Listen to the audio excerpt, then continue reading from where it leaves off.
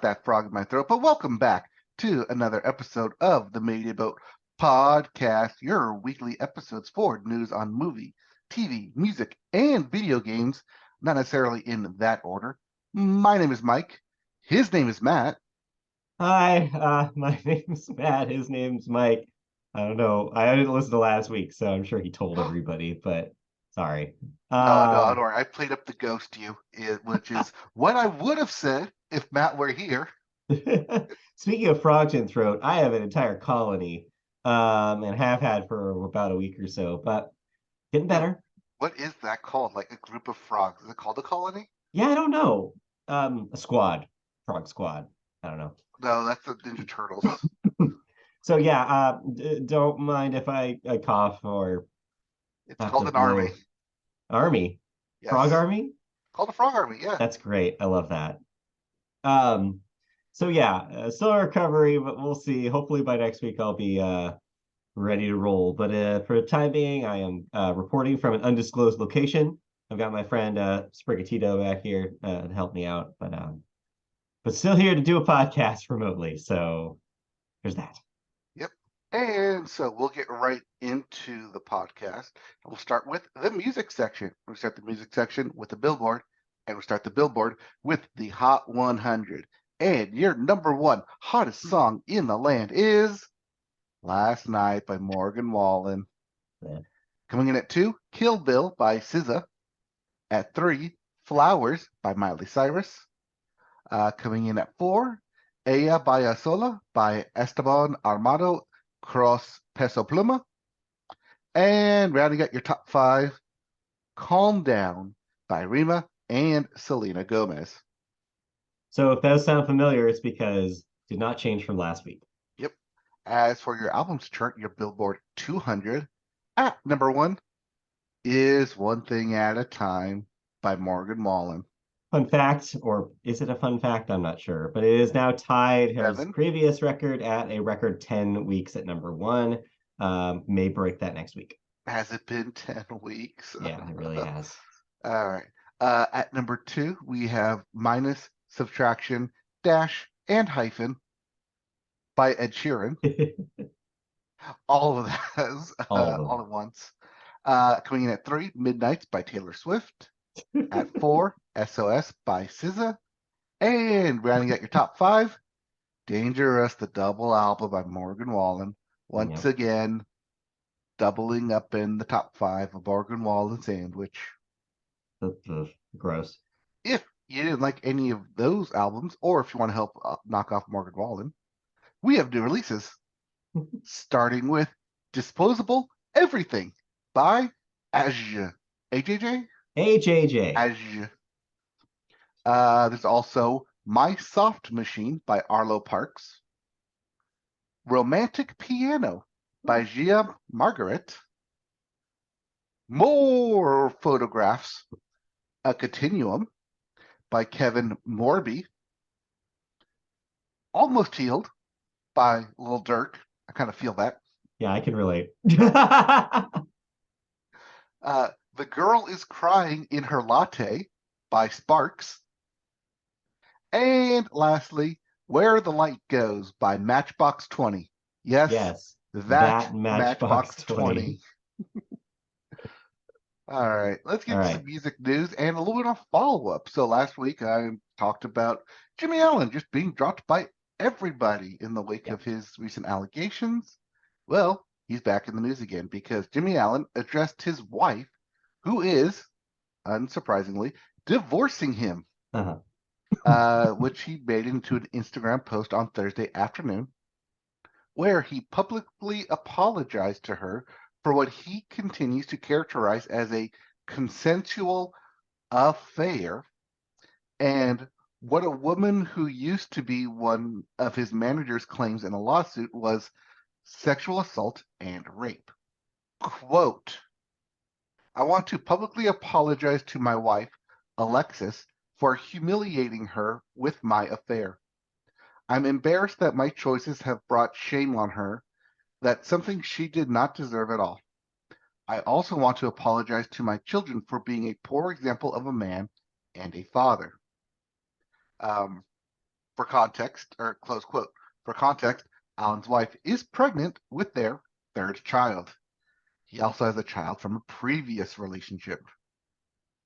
The country star does not mention or allude to the seriousness of the allegations in the lawsuit against him or in an investigative piece published by Variety.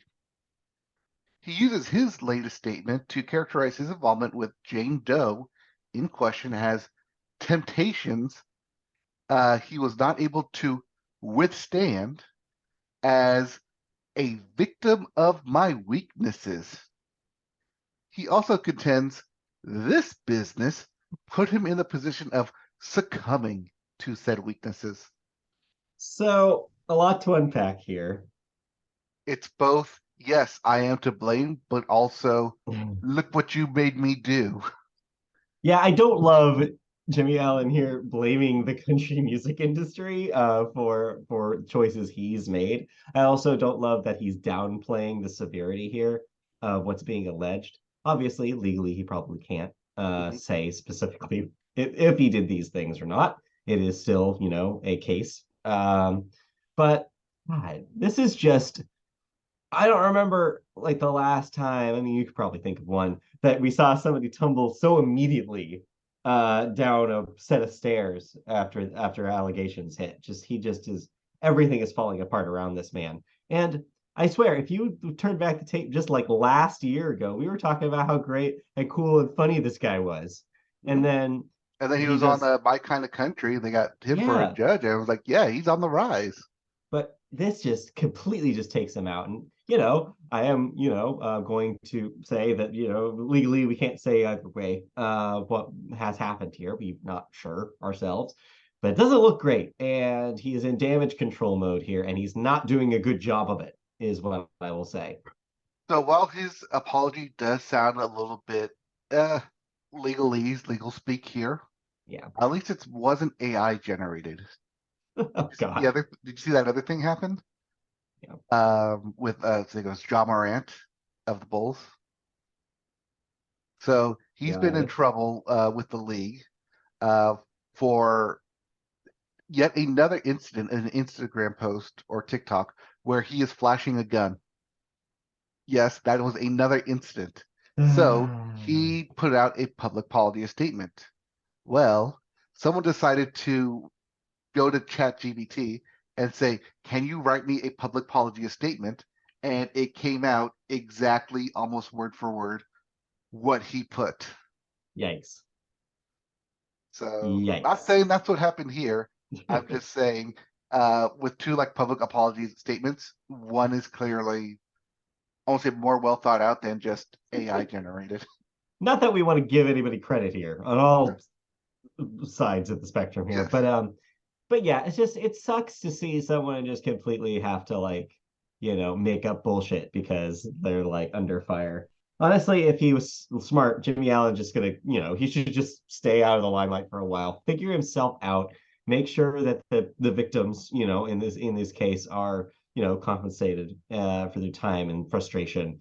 His wife is smart to get out, like to just completely rid herself of just association. It sucks that she has to deliver a child during all of this. Like, God, that just like must be a disaster. It sucks. It just all of this sucks. This whole story sucks. And Jimmy Allen, God, man, just get your shit together, is what I'll say. I mean, it's more than what some people may get for affairs in terms of like apologies and stuff. Affair. Again, Yes. being very light here with the The quotes severity of the of affair, allegations. humiliating me with my affair. Oh, this guy. Yeah, maybe it's good that we don't hear from him, like, I don't know, ever. I mean, we'll report when there's an actual conclusion. Yeah, we'll see. Speaking of actual conclusions. Wow, actual conclusions decades in the making. Yes, there's been a ruling that could have vast implications in the copyright world. Yeah. Because the Supreme Court, the U.S. Supreme Court, ruled on Thursday that images of Prince created by Andy Warhol that were based on photos taken by Lynn Goldsmith violated her copyright. The ruling was 7-2. The court rejected arguments made by the late Warhol's Foundation that the work was sufficiently transformative and did not violate copyright laws. While the work was created in 1980s, Thursday's ruling arrives against the backdrop of AI, which has created vast copyright implications over what constitutes originality.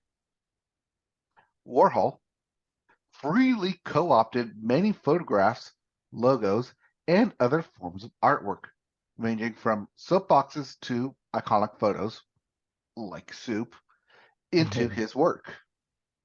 Okay, so two kind of things happening in this story. Yes, it's like a side music story here. This is only tangentially related to music, but I've included this because it has major implications about a handful of things that we talk about here on this podcast. Mm-hmm. So two things are happening in this story. One, yes, the AI stuff has brought this conversation back up, and for good reason. People are basically having their work completely co-opted by AI. Artists are having art reworked and being used as sort of like a library that an AI bot can pick and choose from without being credited. So in that case, I think it is a good thing to reconsider fair use, reconsider what it means to have a transformative piece of work based on an existing piece of work. I think that's important, and I'm glad that the conversation is happening. Now, isn't it just transformative in order to get the copyright for it? So that's the other half of this conversation, yes, which is a little bit more worrying if you care about art. And transforming a piece of art into something else is very important for a lot of modern creators now.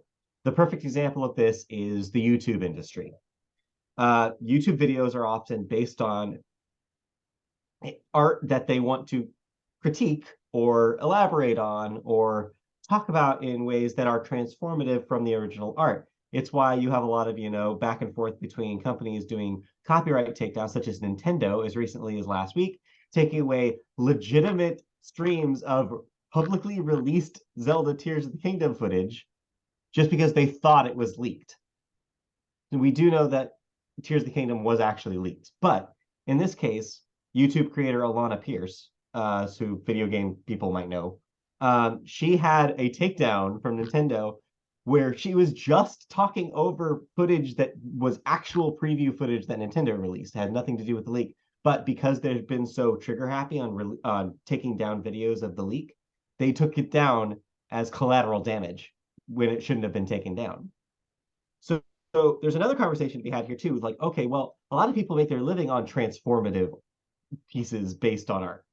Mm-hmm. So the danger of something like this and why it has could have vast implications on the copyright world is because even though this comes from a good place of people being like, well, AI art is taking away credit from copyright from actual art copyright holders, it could also have the unfortunate circumstance of blurring the line of what it means for a transformative piece.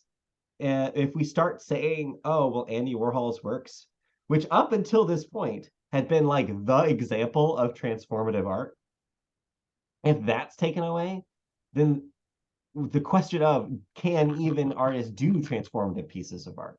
Does that even exist in a world where the Supreme Court makes this decision so hastily and so uniformly? Like, it's a weird, blurry line, and I'm not sure exactly where I stand on it because I would love to live in a world where you can make money on YouTube videos that are criticizing these things or make art based on other art and have it protected by parody or transformative laws. But at the same time, I don't want AI to do it. Like, so it's like really, we have to decide if a person is doing, we have to make a line where it's like, if a person is doing this, we have to figure out what's okay and what's not. But you're right. There's the third piece of this, which is it's about the money. And it's about the copyright. And it's about who ultimately gets paid at the end of the day. And that's also scary if you want to make a living making art. So a lot of this story touches a lot of things, and it's kind of worrying about where it might go. So have you seen the piece that they're referencing? Yeah, I did. What are your thoughts? Because to me, this looks like a whole lot like the when people were like Obamaizing images a lot, I mean, like that's the Hope campaign. well, the Shepard Fairey stuff comes from Warhol in a lot Hmm. of ways. Taking like taking a photograph and making an iconic new interpretation of it. It's a lot of Warhol's work, and it makes sense to a certain extent that that is different enough that it warrants to be a separate piece of art. I mean, if you ask the photographer, she, clearly would think otherwise. But yeah, there's a lot of moving parts here, and I don't know necessarily who's in the right here and who's in the wrong. But it's complicated. Yep. And we are not a legal podcast, as you've reminded me No, several times, even no. though I do love putting some legal stuff on here. Oh yeah, yeah. Like there's All right. been a version of me that would have probably had gone to law school if I had infinite money, Yes. but I didn't, and so here we are. All right. Speaking of having Speaking of to law, obey the law, oh boy. gag orders, they get put on people. Yeah, may or may not be allegedly, people that make a record also called gag order. Yes. Um, Um, so yeah, following, so it's kind of, I don't know if this is a follow-up story or kind of a culmination, but we've been talking a lot over the course of these past 5 years, yeah. 6 years maybe, of Kesha and Mhm. her gag order with Dr. Luke. Yes. So again, that's the name of the record. No one is actually sure on whether or not Kesha has been given an actual order to how much she can or can't say about the Dr. Luke case.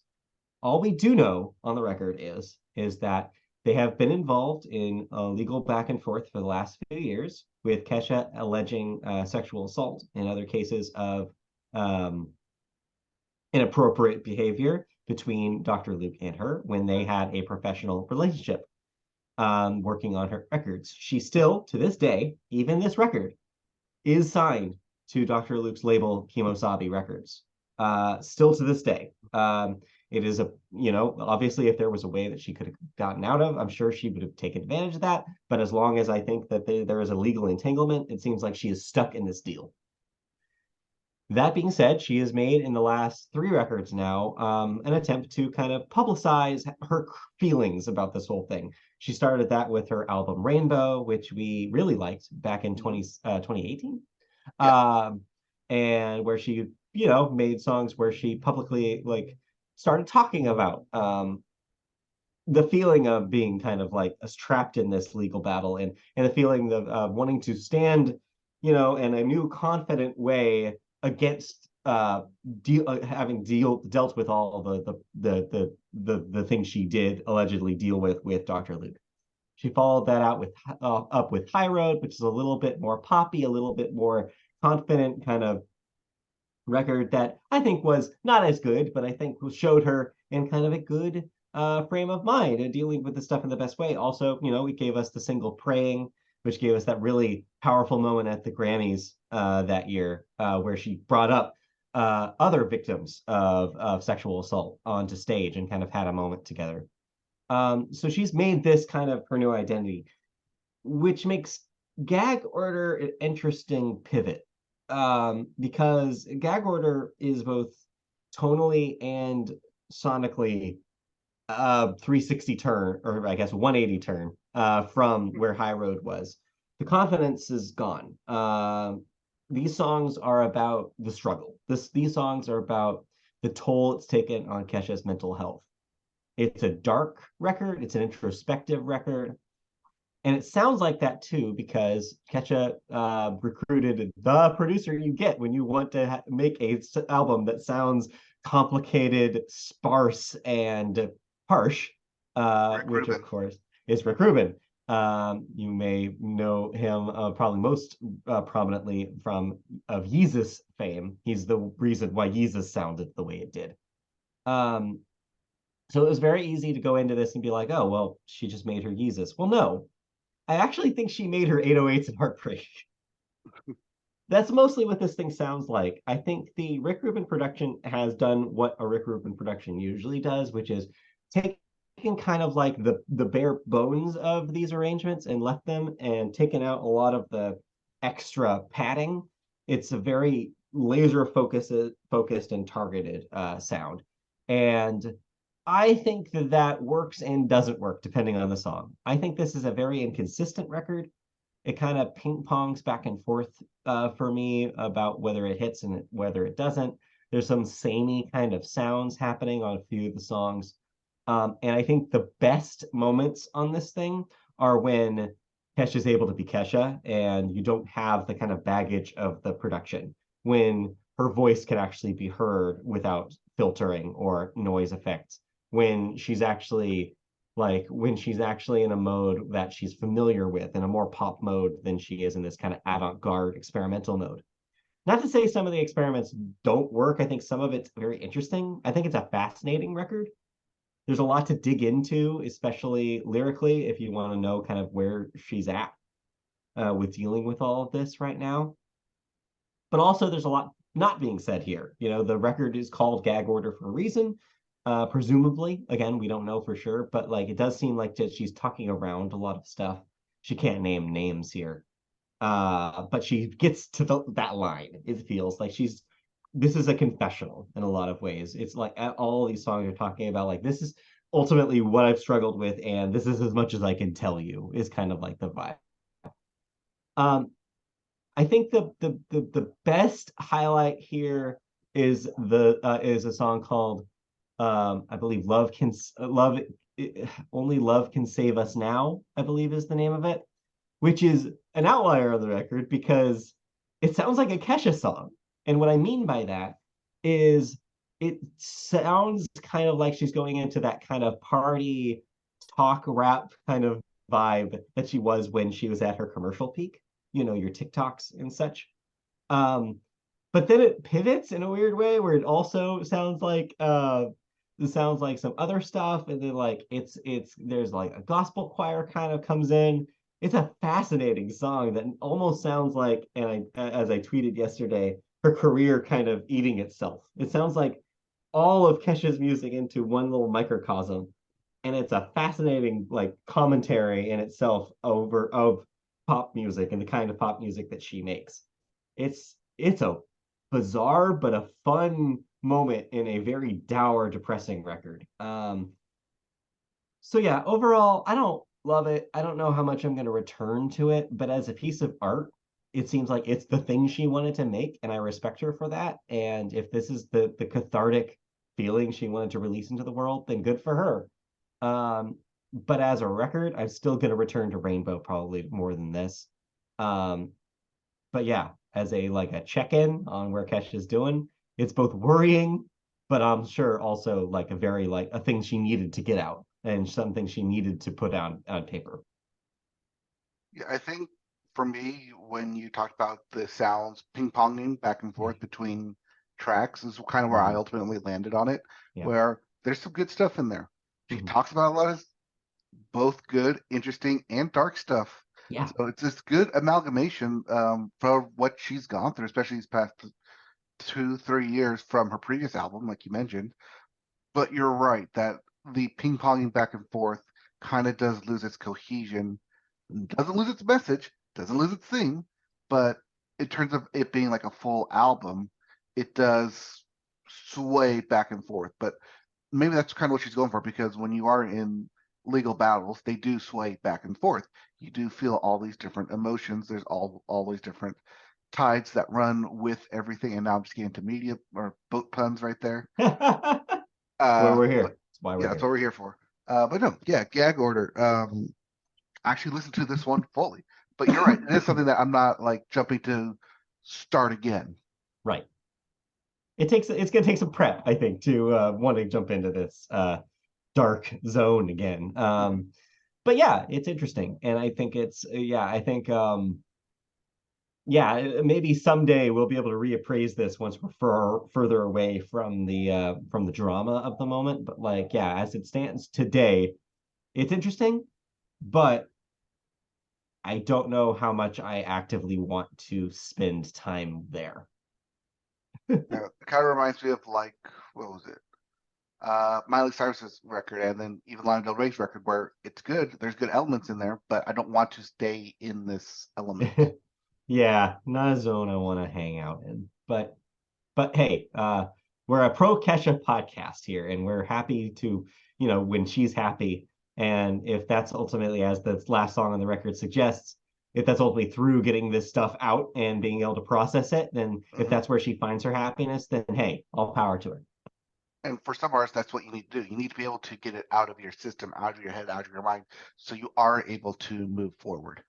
It's why creators go and do passion projects a lot, so they can flush it out of their system, so they don't have to think about it and like have it nod them at night, and can move forward with their next projects.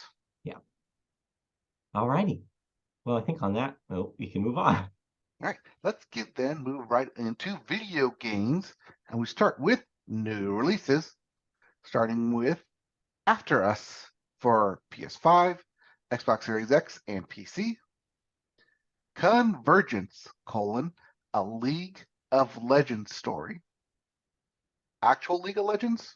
Yeah. Okay. For everything. Wide release. Everything gets it. Everything. There's also Miasma Chronicles for PS5, Xbox Series X. Miasma? Miasma? Miasma. And PC. Planet of Lana for Xbox Series X, Xbox One, and PC as your Xbox exclusive game. Puzzle Bobble, every puzzle for the Switch. Puzzle Bobble, by the way, known in the States here as Bust-A-Move. Bust-A-Move, yep. But I guess this means that they're going to call them Puzzle Bobble from now on? I don't know. Saves it from a translation error. But yeah, maybe this was Bust-A-Move. This is your bubble popping game. Yeah, this is an everybody's golf situation here, where they're like done using the US name, and they're like, all right, just do the Japanese name from here on out. There's also Star Trek: Resurgence for everything but the Switch. Yep. Warhammer 40,000 Bolt Gun for everything. Wide release. Everybody gets Warhammer. Hope you like a bolt gun. Including Henry Cavill. There's also Railway Empire 2 for everything but the Switch. And lastly, The Lord of the Rings, Gollum for everything but the Switch. Why is this one not getting more fanfare? Why is this one like being pushed out like quietly? I'm going to say one thing. The answer, Warner Brothers Games, and that should be your answer. I think that it's just chaos over there, and judging by how Hogwarts Legacy came together at the last minute, they're probably not too worried about this selling, and so they may not just feel like, maybe they just feel like they don't need to do a big marketing push on it. I don't know. I don't know, because I've been seeing a lot. Could be seeing more about the game. I've seen a lot more big push for the Harry Potter, was it PS4 version, saying now everyone can play it, not just new gen. Everyone can play it now.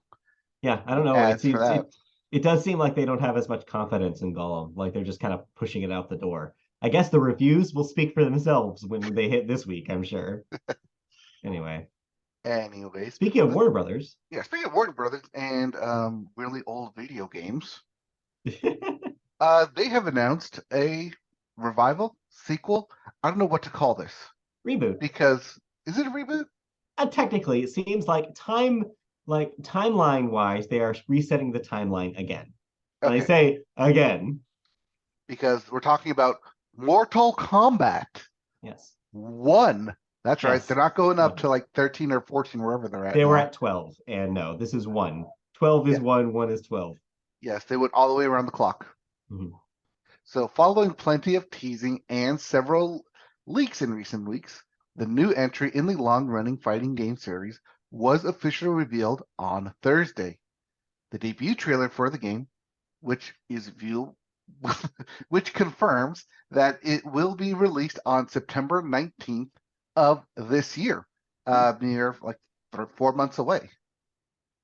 The NetherRealm developed title will be available for the PS5, Xbox Series X and S, Nintendo Switch, and PC via Steam and Epic Game Store.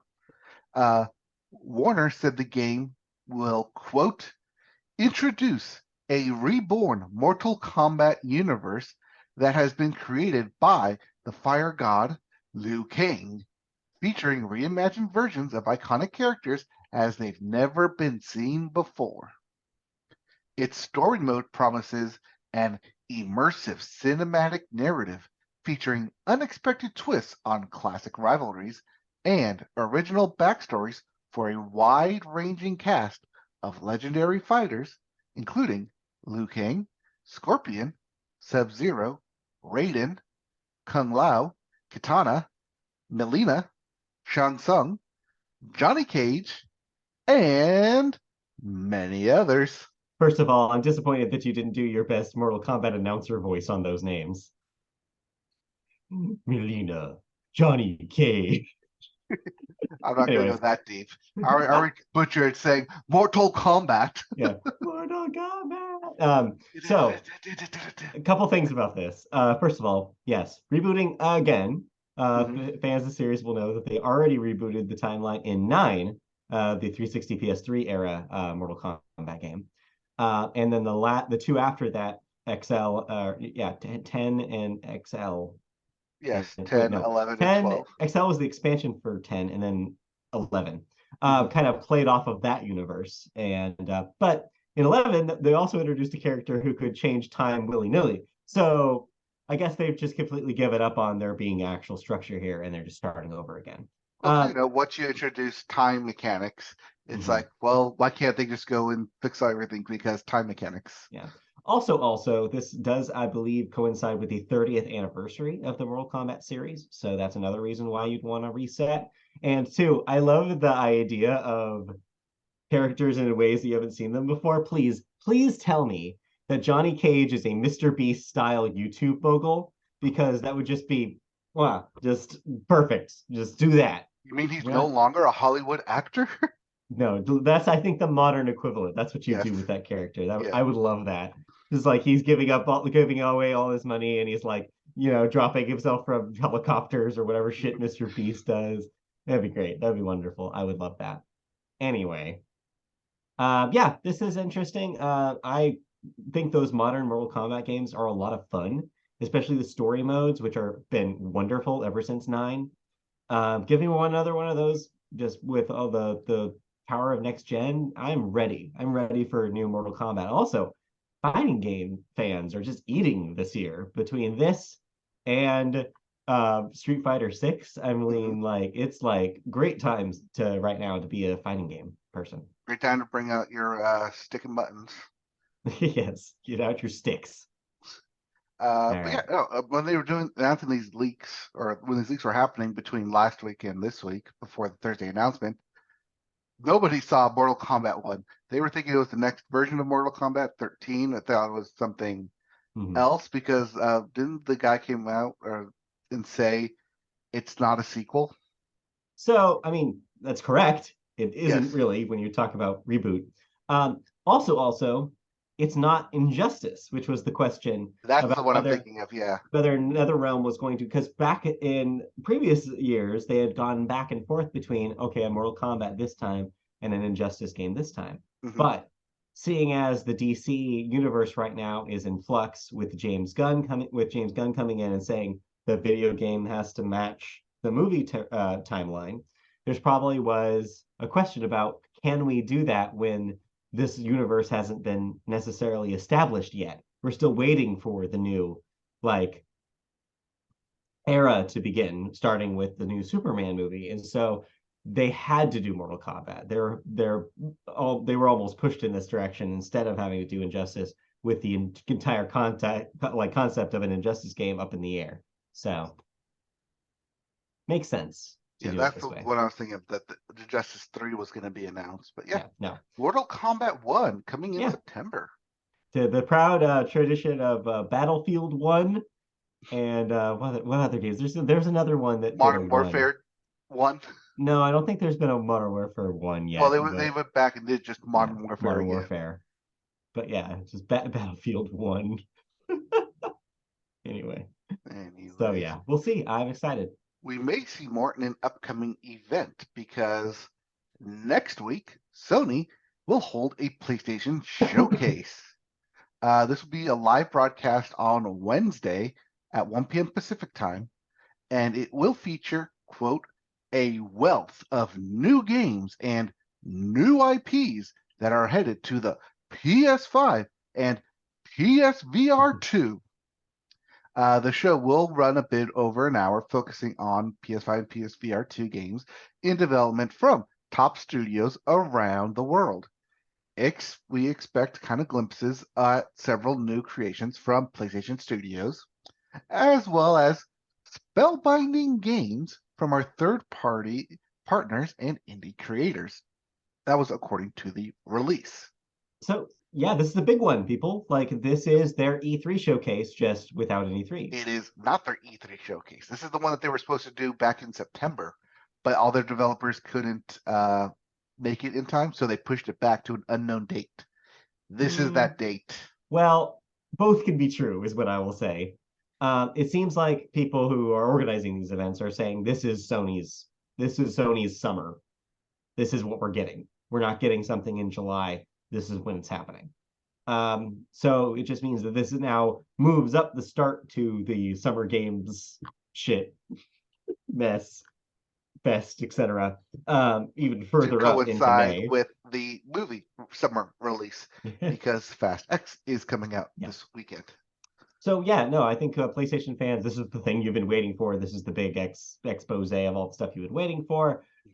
This is when you see stuff like Wolverine and Spider-Man Spider-Man 2, 2. and Yep. what you're going to see more stuff that we probably don't even know about. Probably Armored Core. I would imagine we also see the multiplayer Horizon and the multiplayer Last of Us stuff hit here. Yep. All the stuff we've been talking about kind of back and forth pertaining to PlayStation, it has to be here. So exciting. I'm sure you've marked it on your calendar and you're ready to listen at work. I'm already in a meeting Yeah. during those times. Yeah, so I'll have to sneak this in the office. We'll see. Although I signed up for, I didn't tell you this yet, but I signed up for YouTube Premium now, so I can actually listen to things with my screen off. It's going to be a lifesaver. Also, no ads. That wasn't really the reason. Yeah, the ads were the real reason because Christy and I have been watching so much YouTube. I was just like, I'm just going to do this because we watch so much YouTube now. I'm sick of these ads. Well, YouTube's also going to bump up to the 30 seconds proper for YouTube TV, not for YouTube's. Yeah. I was like, ugh, gross. All right. But anyway. Well, PlayStation and Sony weren't the only ones announcing a conference because Blizzard announced that BlizzCon will indeed return to the Anaheim Convention Center in California later this year. The event will take place on November 3rd and 4th, with further information, including ticketing and competition details set to be announced next month. Quote, our players are at the heart of what makes BlizzCon great, a place where games are the common ground for connection and friendship. And please, please come to BlizzCon. We apologize for everything that we've done before. Please make this a massive event so we don't look like total fools for putting this on when everyone currently hates our product Overwatch 2. I know we underpromised and underdelivered. Yeah. We overpromised and underdelivered, but don't worry. We'll make it all better in November 3rd and 4th. Please come and see the announcement. So yeah, this quote. Yeah, this does feel a little bit apology tour, which is why you phrased it in the way that you have. There's also opportunity to kind of course correct for them because having an in-person BlizzCon is always going to be good. The fans are going to love it because World of Warcraft happens to be still a going concern and also happens to be a community that likes when they can meet in person, and they've been kept from doing so over the last few years. So this will still be a big deal if you're a big WoW person. Also, Blizzard is crossing their fingers that the upcoming June release of Diablo 4 is going to be a big hearts and minds thing for them. If it's as good as people seem to say it is in these betas, then hey, they have another critical darling on their hands, and that'll save them a lot of face. I think people will be excited about Blizzard again. But as you mentioned, that's not technically the full picture, as this week, a interview with GameSpot revealed that the Overwatch 2 team has completely ditched the PvE single player mode, that they are completely just moving all focus onto the live game and are no longer going to develop that hero shooter, like leveling up individual characters single player mode that was originally planned to be part of the Overwatch 2 package. So this, I'm sure, as you mentioned, is also to kind of move the conversation away from what isn't there pertaining to Overwatch 2 and what is there, which is focusing in on honing in on that multiplayer game. So yeah, they're kind of balancing a lot of plates here, and there's a lot of questions still yet to be answered here, but hopefully by the time BlizzCon hits, the feeling will be better and they'll be able to show things that the fans will enjoy. Yes, but any other previous loot or coins that you may have gotten at previous BlizzCon events will not carry over to this current iteration of BlizzCon. Yeah. It will be officially transferred into a monetary value that you cannot get back. Yeah. Oh, Overwatch 2. If you didn't get over Overwatch 1, it would have been fine. You just had to get rid of it. You had to delete the servers. Yep. All right. You had to start over. Speaking of things that had to start over, we have some thoughts. Yeah, I'll be really brief on mine. Yes, I have a copy of Legend of Zelda Tears of the Kingdom. No, I have not played enough of it to really talk about it. What I will say is I played the intro and I played like the first hour. There's some cool stuff going on in that game, but I was struggling to see it on my OG original Switch screen playing handheld in this prison of a bedroom. So I will wait to tell you full thoughts about Tears of the Kingdom until I'm able to play them on television and get the most out of it. I'm So you sure. don't have the OLED version, you have the original. No, I have the OG Switch. So not a great portable game is what I will say, at least for me, somebody who hasn't played a whole lot of Switch portable. But yeah, watch this space. Next week, hopefully I'll be able to play some more once I have access to my living room again. Second thing is, I did a little bit of a catch up and I saw it was on sale. And I also saw that there was some patches that have improved the technical experience. So I did the thing that everybody told me not to do. I bought Saints Row. Yes, last year's Saints Row game. 2021 August release, Saints Row? 2022, but yes. 2022, yeah.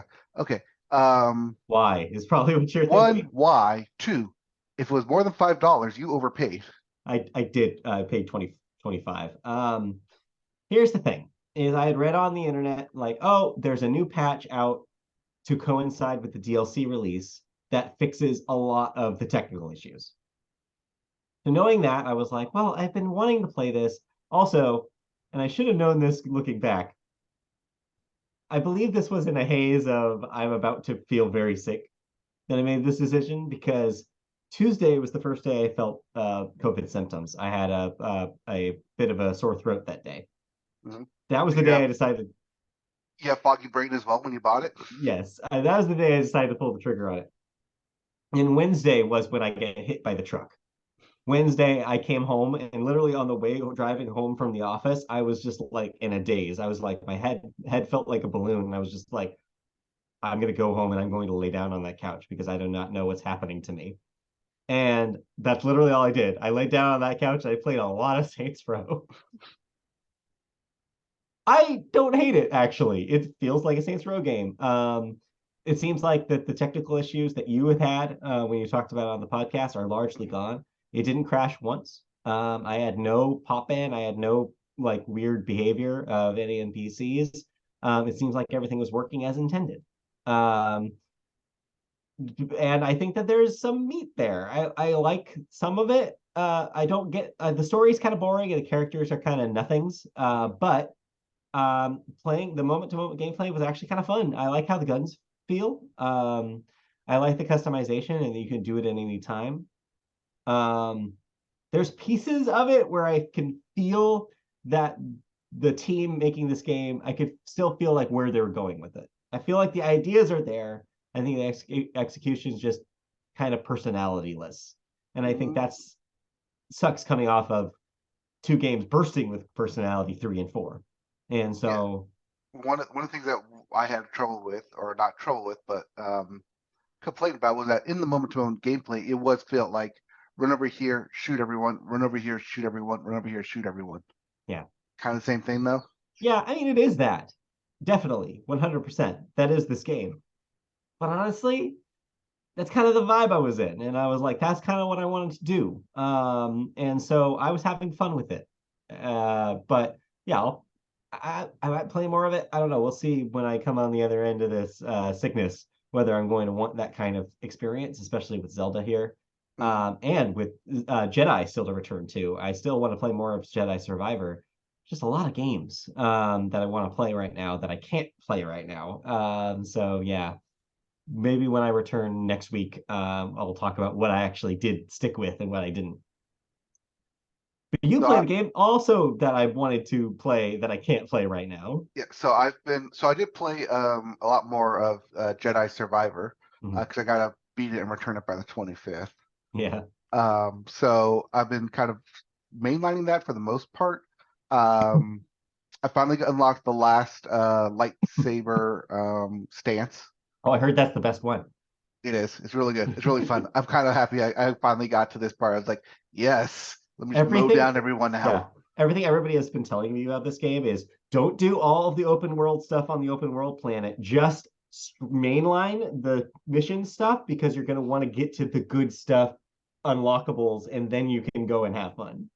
Yeah. Well, that's what the problem was when I first started playing it was, here's the open world part. Now we're over here. I want to do the thing that I do, which is do it. Look and do everything before you continue with the main mission. Don't do it.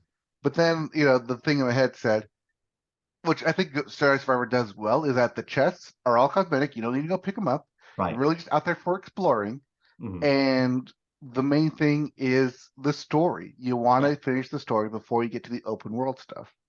And because I want to say, because I'm on the GameFly with this, so I want to finish it in a timely manner. So I need to shift my focus to that main story.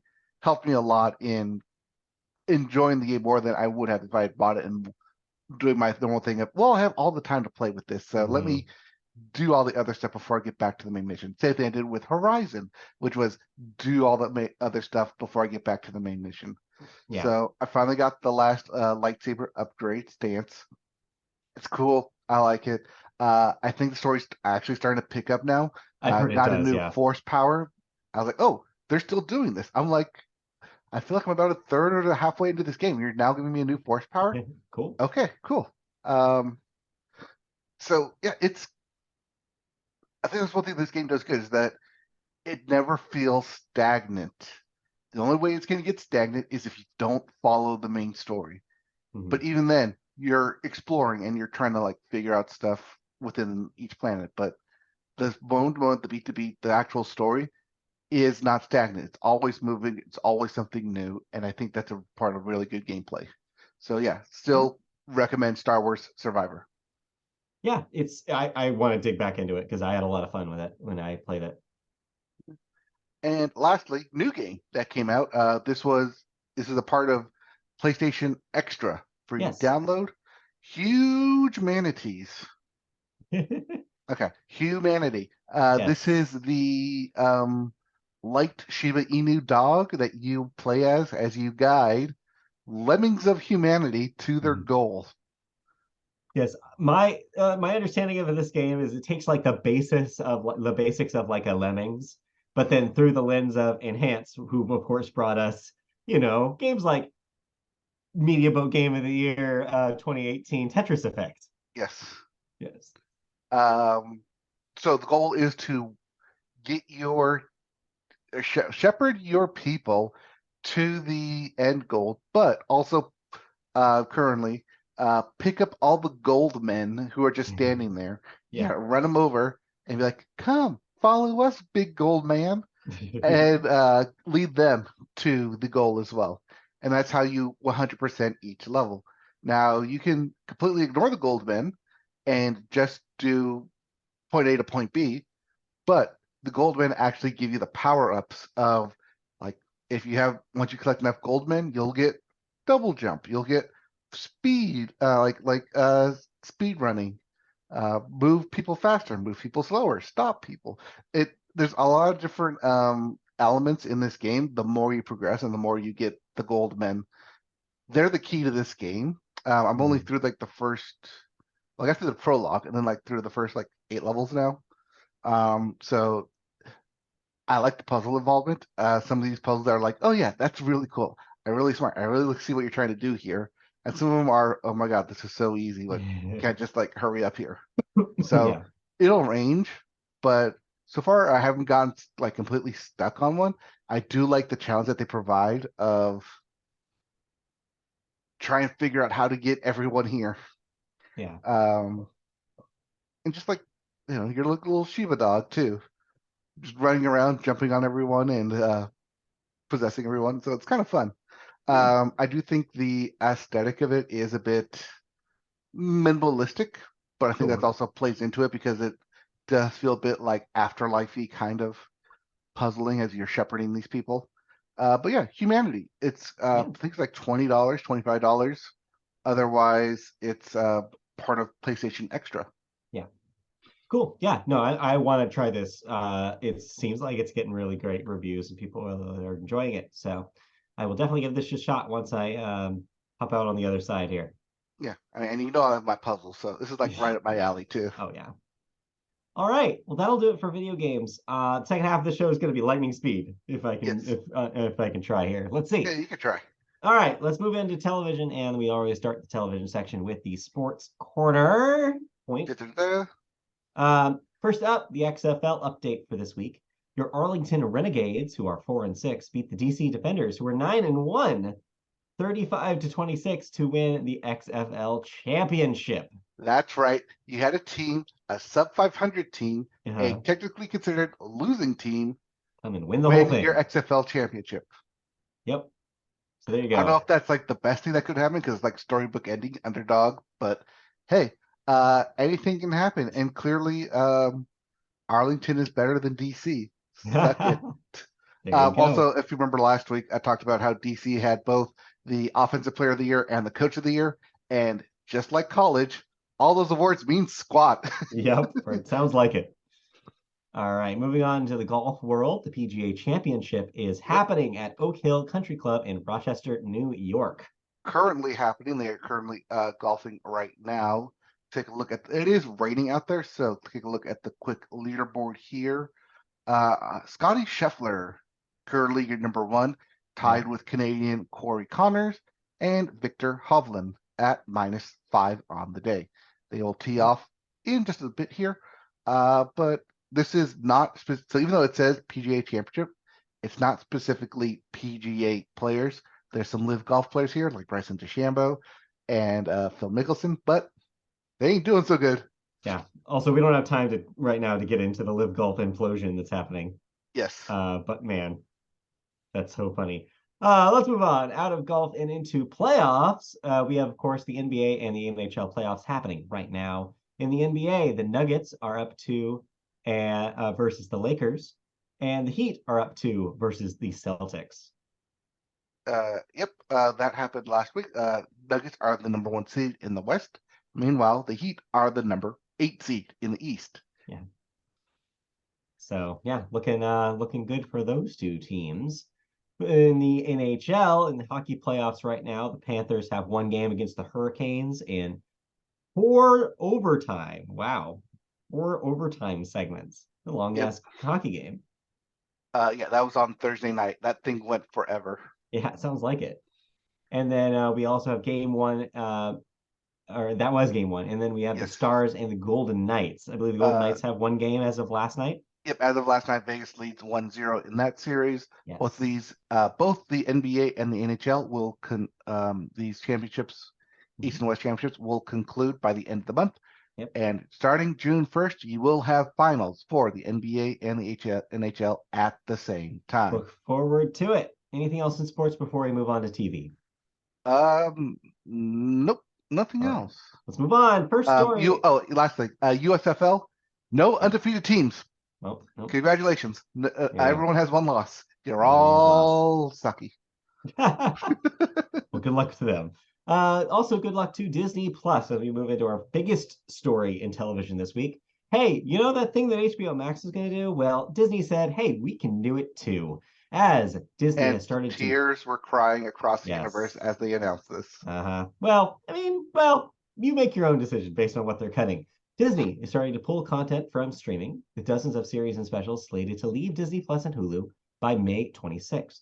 The titles, which are being removed from Disney's streaming services globally, include Disney Plus's Willow. That's the recent Willow. That's the we just ended this 2 months ago. Willow. Yeah. Big Shot, Turner and Hooch, The Which Mighty Ducks okay. Game Changers, Just Beyond, Diary of a Future President. That's the big loss there. Yeah, The Mysterious Benedict Society.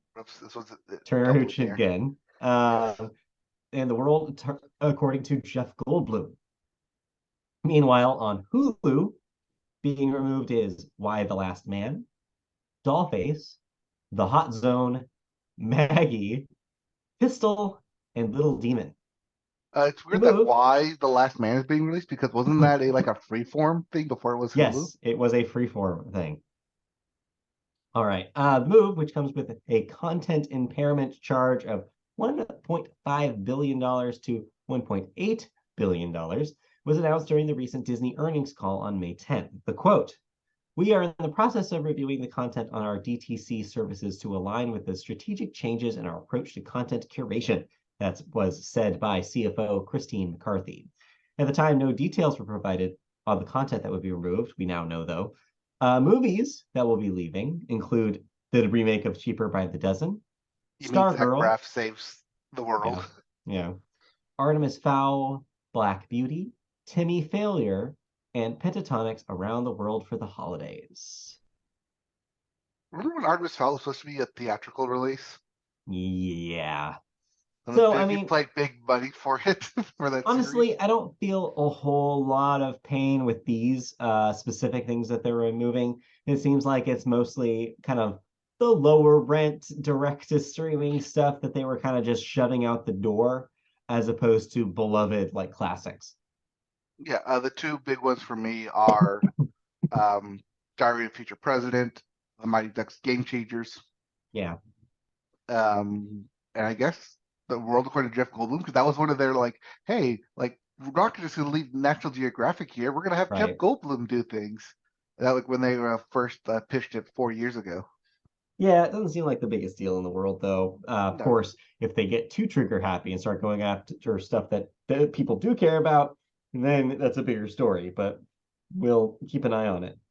Yeah. Speaking of no Star Wars stuff here, there was some Marvel stuff that was on the bubble, like a lot of behind the scenes stuff.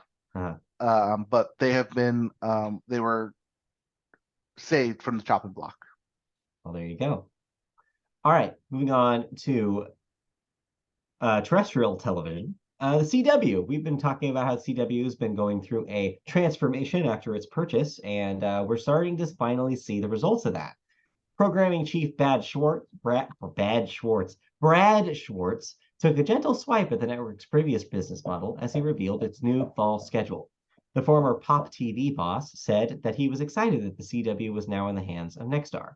Quote, "The CW is now run by broadcasters whose only goal is to build a strong brand and cultivate emotional attachment to the largest audience possible. Broadcasting is their core business.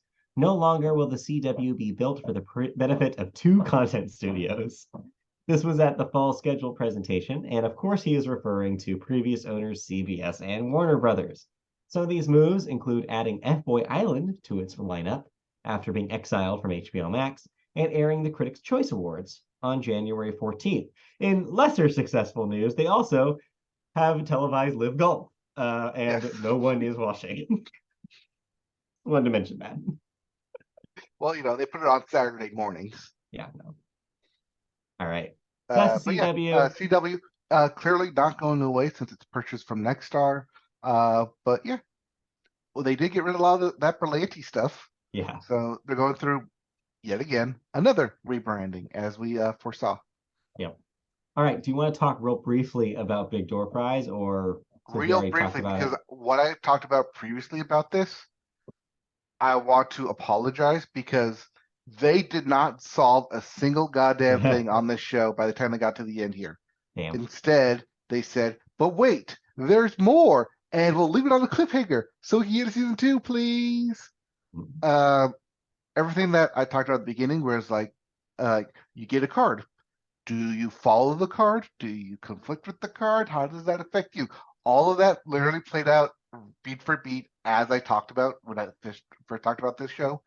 And nothing about it really said, come watch me again. No. Instead, at the end, it was, we're going to keep this a mystery because we really don't know how the thing is going to end. So instead of trying to end it, we're going to say, but wait, there's more transformations happening now. Because of So course. yeah, I'm kind of done with it. Yeah. I do not want to see a season 2. I think it got picked up for a season 2, but I do not want to see a season 2. All right, fair enough. That's a perfect segue into cancellations and renewals. What is and isn't seeing a season 2? Well, Alaska Daily ain't. ABC has canceled it after just one season. Meanwhile, they've also canceled Big Sky after 2 seasons. The Company You Keep also canceled after just one season. So much for the ABC slate. Yeah, a lot of this, I want to say a lot of this has to do with the writer's strike, but then again, it's also the end of sweeps, so they got to make room for upcoming fall shows. Yeah. Meanwhile, FXX has confirmed that the 14th season of Archer will be its last. This upcoming 4th season, that doesn't mean that it will end here. Maybe it goes to Hulu, like so many other shows. Maybe. But Who yeah, can say? the 14th season will be its finale. Meanwhile, Fox Again. apparently, yeah. Meanwhile, Fox really likes that Farmer Wants a Wife show as it's Farmer coming wants back. a wife. It's coming back for a second season. The new farmer, I guess, and new This wife. past week they finally picked their wives. So And stupid. yeah, it was as ridiculous as you could think. They were too late to have this do a marketing push with farmersonly.com. I mean, I bet that's where the idea came from. Yeah, maybe. Meanwhile, Fox is bringing back The Great North for a 4th season and The Masked Singer for a 7th season. Also, Special Forces: World's Toughest Test for a 2nd season. That's and the celebrity one. And hey, in the Department of Zombie shows, back from the dead is Kitchen Nightmares, who's coming back for an 8th season, back from 2011. Yeah, over a decade later, they're sending Gordon Ramsay back out to even more nightmares of a kitchen. Makes sense. It's a concept that still works, and sure, why not? It's also a concept that says, hey, Gordon Ramsay, please produce more content for us, more unscripted content. Right, we need it right now. Next up, Outlast gets a 2nd season on Netflix. I think that's the Alaska competition show that I talked about. So yeah, yay, more villains. There you go. The Kardashians will get a 4th season of its current incarnation on Hulu. Mm-hmm. Physical. Its 3rd season will be its last on Apple TV+. Netflix is renewing Virgin River for a 6th season. Netflix has also confirmed that Ginny and Georgia will get a 3rd and a 4th season. Next up, ABC has renewed Not Dead Yet for a 2nd season. I don't see it, but whatever. Hell of a Week with Charlemagne the God canceled after just 1 season on Comedy Central. Tuning Out the News canceled after 2 seasons on Comedy Central. All right, now for the big block of ABC renewal stuff that ABC is bringing back. All the stuff you think they're bringing back, they're bringing back. America's Funniest Home Videos, American Idol, The Bachelor in Paradise, Celebrity Jeopardy, Celebrity Wheel of Fortune, The Connors, and Shark Tank. All 8 of staples that they've put on a weekly basis. Makes sense. Look at how most of those are 1-hour block shows. Yes, and unscripted. Yes. for the most part. Yeah, it is what it is. All right. Handful of deaths this week. First up, John Rafoa, age 58. Editor, worked on Avatar, Southpaw, and Olympus Has Fallen. We also have Doyle Brunson, age 89. Hall of Fame poker player, World Series of Poker champion back in 1976 and 1977. He was at the time, and for a long time, the face and the cowboy hat of poker. That if you ever saw him in a poker casino, always had his white cowboy hat on. Yeah. I kind of want to say the inspiration for Doug Dimmadome, Maybe. but yeah, Doyle Brunson, famous poker player. Yeah. You also have Marlene Haig, age 89, Hall of Fame golfer and co-founder of the LPGA. There you go. And lastly, we have Jim Brown, age 87, Hall of Fame football player for the Cleveland Browns and actor. He was in The Dirty Dozen and Mars Attacks. He was the Express. So if you want to watch the Express, that is Jim Brown. And yes, Jim Brown of the Browns, famous running back of the Browns. Everyone's trying to find themselves a Jim Brown in the draft. Hey, we all are. All right, let's move on to the last section here. The movies section, and we always start with weekend box office numbers. Your number one movie, of course, is still this week, $62 million, Guardians of the Galaxy Volume 3. That is sitting at 214 million domestic. Number two. That was a 40% drop, one of the lowest Marvel seen in recent time. Not bad. The Super Mario Brothers movie is your number two movie this week. Still sitting around $12 million. That's at 535 domestic. It is now also available as of this week for digital purchase. It is a rental and a purchase, although the rental and the purchase difference between price is only $5. So choose as you will. I'm going to hopefully check this out tonight if I test negative and can go into the living room. Yes. All right. Moving on. We have number three, Book Club, the next chapter, with a $6.6 million debut. That's counter programming at its finest, folks. Yes. Number four, Evil Dead Rise, with another $3.7 million. That's at 60 million domestic. And rounding out your top five, Are You There, God? It's Me, Margaret, with $3.7 million as well. And that's sitting at a measly 16 million. I don't think that did the numbers that they wanted it to. No, it did not. Oh, well. Upcoming this week, though, everything, Move Out of the Way. Oh, wait, no. That was last week. That's this week. Currently out right now. Yeah, past 10. It's out. You can see it if you want. But next week, we have three films. First up, You Hurt My Feelings. Oh. Then we have The Machine. That's the comedy drama with Julia Louis-Dreyfus. Right. Then we have The Machine. That's based off that comedy, the comedian who said that he was the machine in Russia and got into all sorts of antics. I see. And then lastly, the thing that people actually care about, supposedly, get ready for all the realistic fish faces as The Little Mermaid, a live-action remake, is in theaters. Yep, that is next week for the Memorial Day weekend. Yep, get ready for... Bert Kreischer. That's the guy. That's the comedian's name, Bert Kreischer. Ah, I see. All right. Move on to our stories this week. We start with a kind of crossover television and movie story. An update on SAG-AFTRA. So, coming in right in line after the writer's strike, now the actors are considering a strike. They announced Wednesday that it will hold a strike authorization vote as it seeks to get its ducks in a row ahead of June 7th negotiations with the major studios. The vote does not mean that the Performers Union will necessarily join the Writers Guild of America on the picket lines after its contract expires on June 30th. In a press release, the union said its negotiating committee decided that a strike authorization would provide maximum bargaining leverage for the talks. In 2017, the Performers Union threatened to call a strike authorization vote as talks got close to the deadline. At the time, the union said that the AMPTP was seeking outrageous rollbacks. The two sides ultimately reached a deal without the Guild having to call the vote. SAG-AFTRA is looking at some of the issues that have been important to writers, including wage increases to address inflation, a higher streaming residual, and protections against artificial intelligence.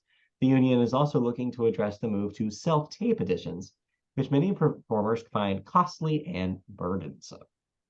This also comes after last week, where I mentioned that the Directors Guild of America had voted to authorize a strike when their contract also ends and expires. They are going also into negotiations on June 1st. So not only do studios have the WGA to deal with, they're going to have the DGA to deal with, and SAG-AFTRA. Yeah, it's going to get really difficult to make stuff if all of these things, all of these pieces come into place. So eyes are on the studios and see what they do here. We will see. Yep. All right, let's move on to our second story here, which is about Cannes. Yes, the film festival. Jonathan Glazer still, it's going on right now. This weekend, it just started. You might have seen that. What was it? Harrison Ford got a 5-minute standing ovation because it premiered Indiana Jones and the Dial of Destiny. But as we all know, that's not what we're really here for. We're here to find the next good Oscar bait. Yeah, and we might have an idea of what some of those might be. So, Jonathan Glazer delivered the first instant sensation of the 2023 film festival, The Zone of Interest, only the director's fourth feature film after Sexy Beast, Birth, and Under the Skin. Sexy Beast. Sexy Beast. Earning a 6-minute standing ovation following its world premiere. Glazer's film is austere and challenging as it tells the story of the commandant of Auschwitz and his wife, who have created their dream home directly next to the concentration camp. The constant screams of prisoners, gunshots, and smoke from the gas chambers haunt their paradise, but their indifference to such horrors creates a terrifying and sinister juxtaposition. A24, of course, is behind The Zone of Interest and is expected to release the film later this year. That sounds depressing as shit, but I'm sure so critics you're will telling eat it me up. this is a Canne film by A24 about World War II and Auschwitz. Do I have enough check boxes for the Oscars here? I think you do. But yeah, you do. I mean, it does sound super depressing, but also terrifying at the same time. Congrats, Jonathan Glazer, on your 6-minute ovation. We'll see how that translates into 1 year later for Oscar Gold. There you go. All right. I expect that to be released later this year by A24. And that'll do it. 2 minutes over. I almost did it. It's fine. We ran fast in those last two categories there. I tried. All right. Well, thank you for joining us. That was a Media Boat podcast. Hopefully we'll be back next week in full recovered form, but we'll see. Yep. We'll see how we feel. In the meantime, if you want to listen to more of us, you can find us at MediaBoatPodcast.com. You can catch live streams when we go live at YouTube at MediaBoat Podcast. If you just want to listen to us and not see our ugly faces, you can find us on Spotify, Google Play, Apple Podcast, Amazon, anywhere you get your podcasting feed. We are still on Twitter, unverified, at MediaBoatCast. We're on Facebook, MediaBoat Podcast. If you want to ask us a question, tell us what we did wrong, want to be on the show, email us at mediaboatpodcast@gmail.com. And lastly, if you want to see us play some video games, I streamed some Star Wars Last Jedi earlier this week. I'll probably also stream some Humanity early or later, as well as get more into that. You can find us at twitch.tv/mediaboat. It's true. And I think I got everything there. I think that's everything. Thank you for joining us. We'll be back next week with another episode. So stay tuned and I don't know, stay healthy. We'll be back with more news, more thoughts, and more of us, hopefully in person. Maybe. We'll see. All right. Bye. Bye.